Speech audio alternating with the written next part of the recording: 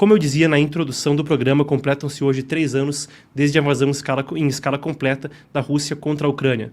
Um evento histórico e a maior guerra na Europa desde a Segunda Guerra Mundial. Não imaginava-se que um evento como esse poderia novamente voltar a ocorrer, uma guerra em escala completa na Europa, ou mesmo o que pareceu ser uma guerra de anexação ou por território, ou num exercício de imperialismo de anexar o território de um país vizinho da forma como ocorreu, ainda mais na Europa. Completam-se hoje 3 anos, enquanto discute-se uma resolução para o conflito, claro, com muita controvérsia em torno da abordagem do presidente americano Donald Trump, o conflito segue. E estima-se já pelo menos 1,5 milhão de mortos, a depender da estimativa, com alguns colocando o número ainda mais alto. Claro, a trágica perda de vida humana é algo que choca o mundo. E as implicações geopolíticas, que respingam mesmo na economia brasileira, podemos lembrar antes quando houve problemas para conseguir fertilizantes ainda em 2022, são amplas no mundo todo. No foco da nossa cobertura, a gente traz à tona um voto nas Nações Unidas que ocorreu hoje mais cedo. Nós temos a matéria do Independente de Kiev, um jornal ucraniano em língua inglesa, aqui a meu lado, dizendo que as Nações Unidas adotam uma resolução da Ucrânia condenando a invasão russa. Os Estados Unidos, a Rússia e a Bielorrússia votaram contra. Os Estados Unidos normalmente não costuma estar, a depender do caso, tão perto de Rússia e Bielorrússia nos votos das Nações Unidas. Entretanto, nesse caso, o que aconteceu foi uma espécie de queda de braço nesse principal fórum internacional. Os Estados Unidos tinham a própria proposta. A que foi votada foi uma ucraniana com apoio europeu. O que destaca também o crescente atrito na Aliança Transatlântica. Muito bem, eu passo com vocês pelo que dizia cada uma das resoluções. A resolução rejeitada dos Estados Unidos era breve e propunha o seguinte: a trágica perda de vida humana através do conflito Rússia-Ucrânia exigia um fim rápido ao conflito e instava então a resolução de uma paz duradoura entre Ucrânia e Rússia. A resolução não mencionava o papel russo na agressão e era muito vaga com as palavras e também falhava em reafirmar a soberania ucraniana por todo o território. Ainda assim, então, a Assembleia Geral não adotou a resolução dos Estados Unidos, mesmo com emendas buscando resolver essa questão. Em contraste, a resolução que acabou, de fato, sendo adotada, apoiada pela Ucrânia e por países europeus, a que foi adotada, então, pela Assembleia Geral, exigia que a Rússia retirasse imediatamente e incondicionalmente todas as suas forças militares do território da Ucrânia e nas suas fronteiras internacionalmente reconhecidas. O que remonta, se não ao início da invasão em 2022, talvez voltando mais atrás, até mesmo a Península da Crimeia em 2014. A gente vai lembrar mais atrás que entre 2013 e 2014, na esteira do fim do governo de Yanukovych, apoiado então pelo Kremlin na Ucrânia, os protestos Euromaidan com apoio europeu.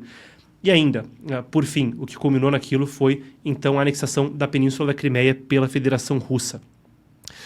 A gente não tem a clareza ainda se isso inclui a Península da Crimeia ou não, mas o fato é que a resolução dos Estados Unidos foi negada no que parece também ser um sinal de países europeus de que não estão contentes com a posição que os Estados Unidos têm tomado.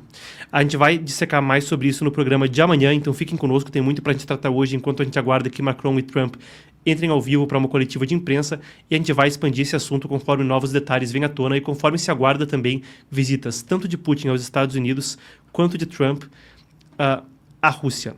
Entretanto, vale a pena a gente destacar que, enquanto isso ocorre e enquanto Emmanuel Macron está nos Estados Unidos, como eu disse, a gente aguarda uma coletiva de imprensa em breve, houve uma publicação do presidente americano. Pedir que a gente coloque na tela então, e vocês veem o que o presidente americano Donald Trump postou na sua rede, o Truth Social, instantes atrás. Vamos lá? Ele disse: hoje o presidente Emmanuel Macron da França esteve comigo na sala oval para falar quanto à cúpula do G7. A reunião veio, aí ele usa a palavra governador, claro, ele tem falado sobre o Canadá se tornar o 51º estado, foi organizada pelo governador Justin Trudeau do Canadá, que é o atual presidente do G7, para reconhecer o 3º aniversário da guerra Rússia-Ucrânia, que nunca teria começado se eu fosse presidente. Todos expressaram seu objetivo de ver o fim da guerra, e eu enfatizei a importância de um acordo vital de minerais de terras raras entre os Estados Unidos e a Ucrânia, que nós esperamos seja assinado muito em breve. Ele segue no anúncio, mas eu trouxe isso à tona para falar sobre aquilo que as diferentes partes interessadas discutem nos acordos entre Rússia e Ucrânia. Trump tem reiteradamente falado que o dinheiro cedido pelos Estados Unidos, ele coloca a figura em 300 bilhões de dólares. Zelensky diz que foi menos. Ele tem reiteradamente falado que aquilo, ao contrário do que foi feito por países europeus, não foi um empréstimo, mas sim o dinheiro que foi para a Ucrânia, segundo ele, de mão beijada, e que um dos seus objetivos na presidência é conseguir de volta, então, algum tipo de retorno pelo investimento feito pelos Estados Unidos. O resultado é o que se discute agora, um acordo por minerais de terras raras. Esses são minerais essenciais para tudo na nossa vida civil e militar. Equipamentos que vão desde a fuselagem de jatos avançados até os chips que estão nas geladeiras ou nos nossos smartphones. A grande maioria desses minerais de terras raras não está nos Estados Unidos. E, na verdade, os Estados Unidos dependem da China, um adversário estratégico, para a sua obtenção mesmo de minerais de terras raras. A Ucrânia detém reservas. Donald Trump tem tentado um acordo que envolveria a Ucrânia ceder minerais de terras raras e outros minerais para os Estados Unidos no longo prazo. Um atrito entre o presidente ucraniano Volodymyr Zelensky e Trump, entre tantos outros que têm tido aí uma rixa aberta à imprensa, que tem repercutido globalmente, é precisamente esse acordo. Zelensky fala que Trump desejaria um acordo no qual ele recebesse a grande parte, ou pelo menos metade, dos minerais de terras raras da Ucrânia seguindo adiante. Os termos e as discussões agora parecem muito vagas, mas isso foi o que alegou Zelensky. Trump vê essa como uma das saídas para uma contrapartida ucraniana em meio ao conflito. Seja como for, a gente aguarda o que essa coletiva de imprensa entre Macron e Trump traz à tona e deve também trazer mais dos desdobramentos. A gente pontua então o 3º aniversário dessa guerra, um conflito trágico e que também, vale lembrar, tem tanta repercussão porque chega a mergulhar o mundo mais perto de um conflito global. Afinal de contas, a Rússia é uma potência nuclear e a OTAN esteve envolvida em apoiar a Ucrânia no conflito. E claro, um conflito entre potências como essas poderia desencadear um atrito que resultasse em um conflito global.